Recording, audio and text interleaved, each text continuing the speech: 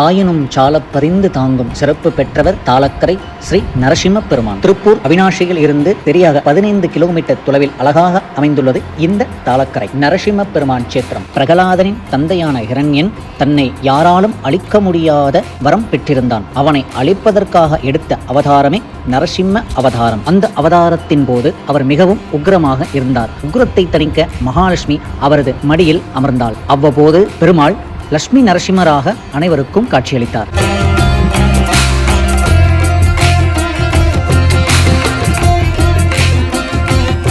இத்திருத்தலத்தில் சுவாமி மகாலட்சுமி இருவருமே நின்ற திருக்கோலத்தில் காட்சி தருகிறார்கள் நமக்கு.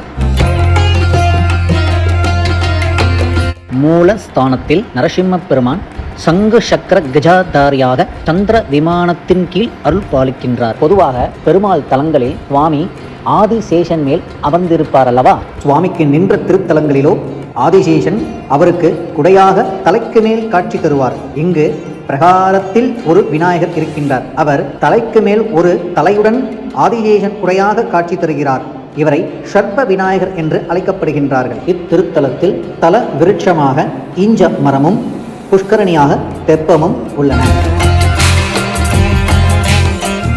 இங்கு வந்து வழிபாடு செய்கின்ற பக்தர்களுக்கு பெருமான் குடும்பத்தில் ஐஸ்வர்யம் பெருக, கடன் நீங்க, கோபம் தணிய சுவாமிக்கு சந்தன காப்பு செய்தும் விசேஷ திருமஞ்சனம் செய்தும் வழிபாடு செய்கின்றார்கள். நடை திறந்திருக்கும் நேரம் காலை 6:30 மணி முதல் பகல் 1 மணி வரையிலும், மாலை 3 மணியிலிருந்து இரவு 7 மணி வரையிலும் நடை திறந்திருக்கும். திருச்சிற்றம்பலம்.